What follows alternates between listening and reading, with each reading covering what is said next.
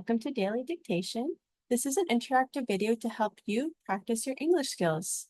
To do that, I'm going to read 5 sentences about the topic describing your home at a high intermediate level. As I read these 5 sentences, you are going to apply your writing skills and your listening skills and write down each sentence as perfectly as you can in terms of spelling, grammar, punctuation, and overall sentence structure. After you write down these sentences, I will then show you what the proper sentences look like. Then I will explain any grammar and spelling tips and tricks to help you improve your writing. Let's get started. So this is a skill that is best developed if you join me every day. So there's new videos from Monday to Friday, new sentences each weekday, and new topics each week. Overall, there are 2 English levels offered. So the instructions, you will need a blank piece of paper and a pencil or a blank document that you can type into. 5 sentences will be read. Each sentence will be read 3 times and 1 more time at the end. You have to write down each sentence exactly as you hear it. You will use your listening skills to do that. Try your best to apply the correct spelling, punctuation, and capitalization.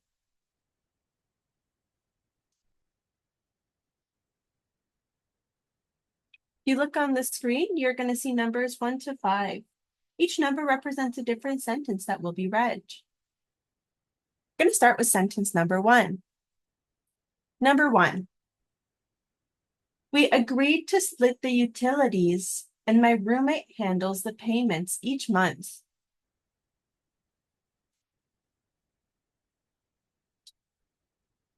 We agreed to split the utilities, and my roommate handles the payments each month.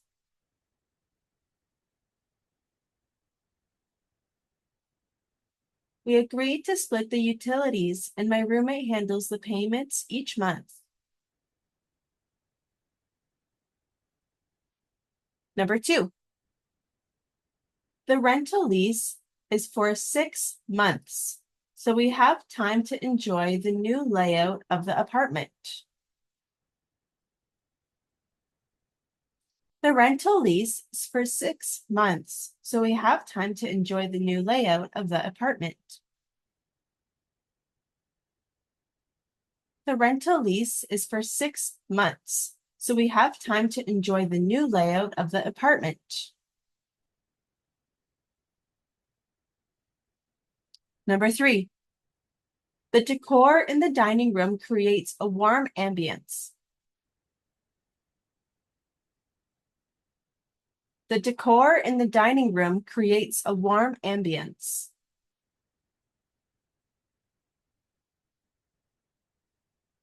The decor in the dining room creates a warm ambience.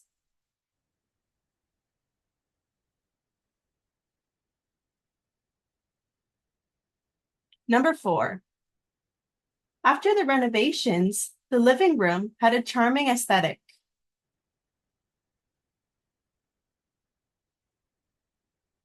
After the renovations, the living room had a charming aesthetic.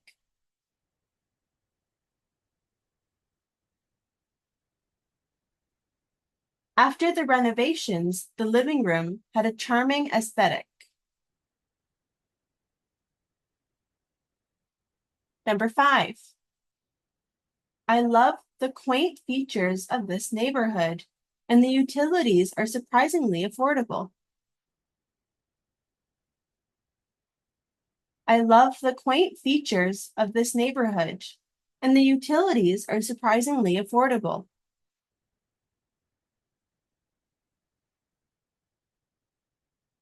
I love the quaint features of this neighborhood, and the utilities are surprisingly affordable. Now I will read each sentence one more time, starting with sentence number 1. We agreed to split the utilities, and my roommate handles the payments each month. Number 2. The rental lease is for 6 months, so we have time to enjoy the new layout of the apartment. Number 3. The decor in the dining room creates a warm ambience. Number 4. After the renovations, the living room had a charming aesthetic. Number 5. I love the quaint features of this neighborhood, and the utilities are surprisingly affordable.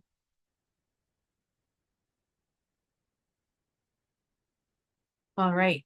I'm sure everybody did a wonderful job. Let's get ready to check our answers. So if you think that this video was a little bit too fast, I recommend that you listen again, and you can adjust the playback speed if you check the settings of the video, and you can make it go slower. You can also check the description for timestamps, and this will help you listen to specific sentence numbers again.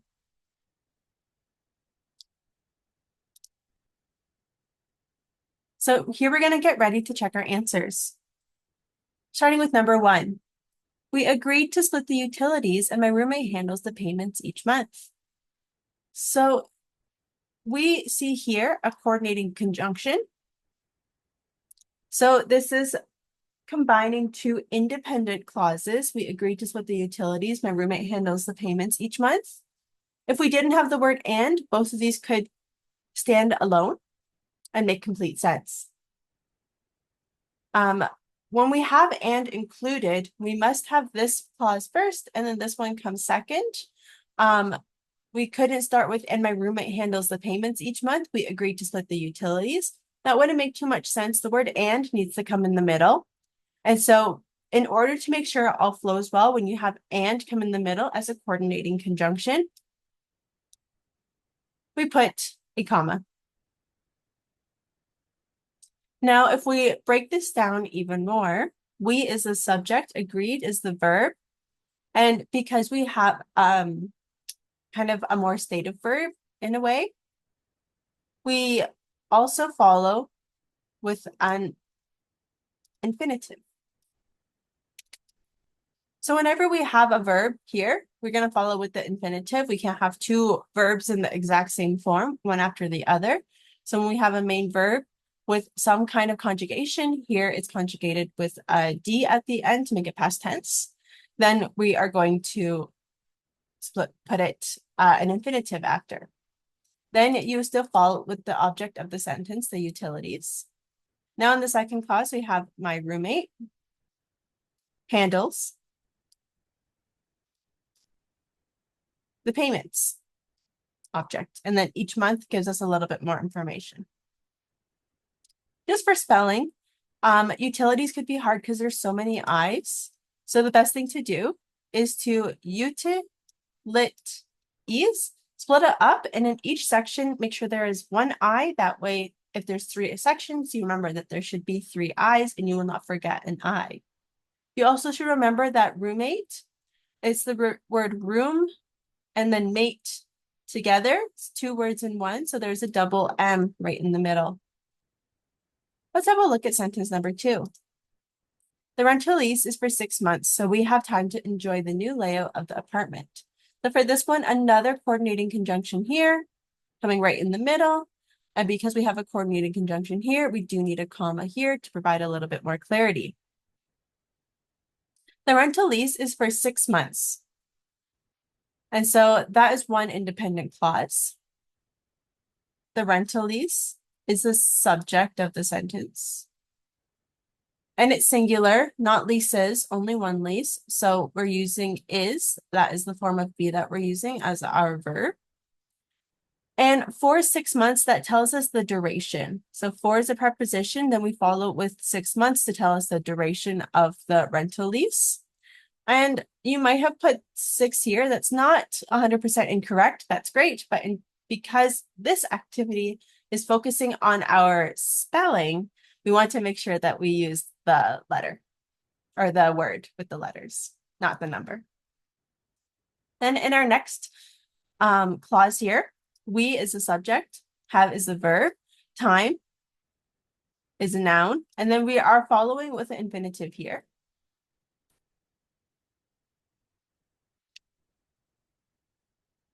Because we already have a main verb. The new layout of the apartment. Layout is difficult for spelling. Remember that it is in fact one word, not 2 words. An apartment has one P, not two Ps. Number 3, this is just a single clause. The decor in the dining room creates a warm ambience. So the decor is the main subject, but it's part of this whole part here. This just tells us a location. So we have a preposition to provide more context. So the decor in the dining room specifically.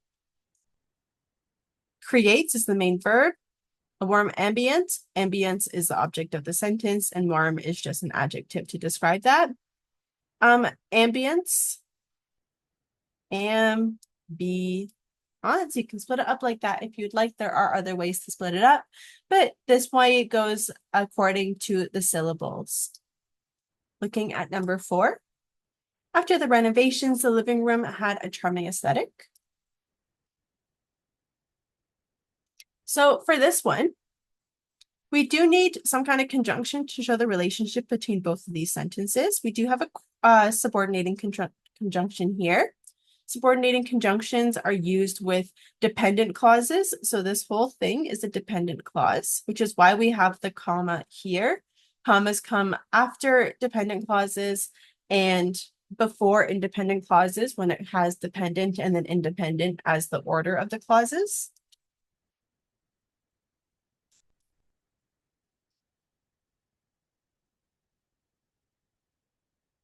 So a little bit different, whereas here it doesn't really, we have independent and independent, and we always, no matter what, even though it's in the middle of a sentence, we'll put a comma before the coordinating conjunction.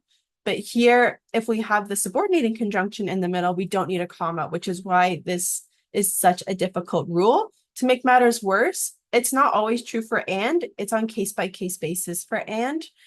So you might see sometimes and without a comma and with a comma. We won't go into that in detail today, but there will be a grammar video in the future that focuses specifically on that rule.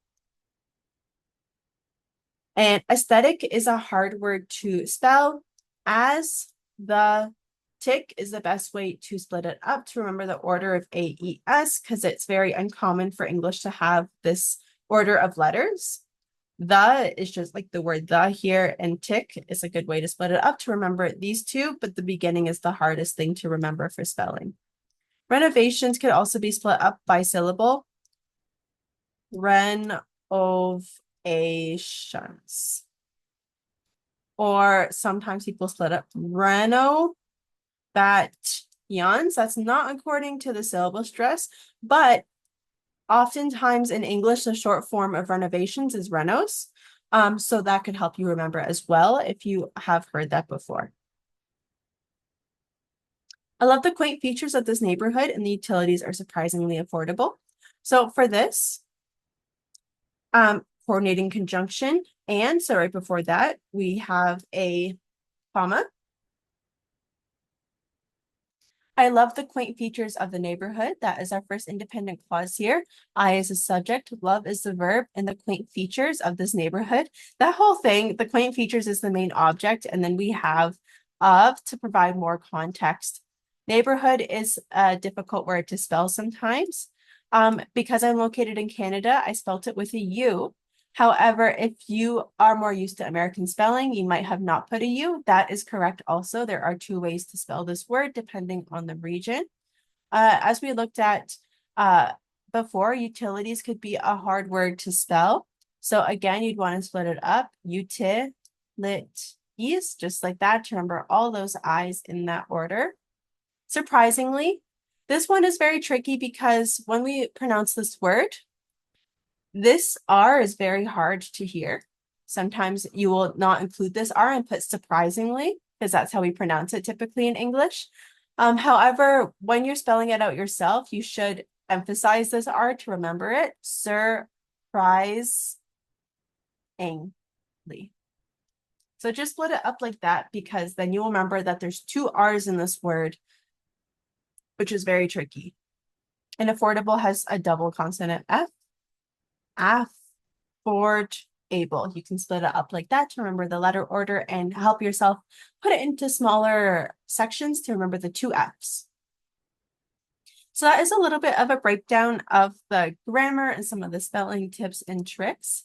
You see that we do have some bold words, which are the main vocabulary words that we're focusing on this week.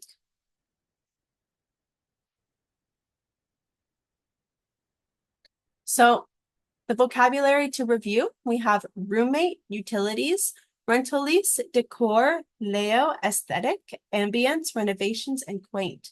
So these are a little bit more advanced, and they are really good to know for a proficiency exam such as IELTS, CELPIP, PTE, or TOEFL, because the topic of describing your home comes up relatively often in some of those exams, because it should be relatively easy to talk about. And so if you're able to apply some of this more advanced vocabulary with a little bit of ease and correctness, then it's going to look really good for you. So practice this, make sure you know how to spell these words, and make sure you know how to apply them in your own sentence structures. Besides that, that is all for today. Thank you so much for watching, and I'll see you next time.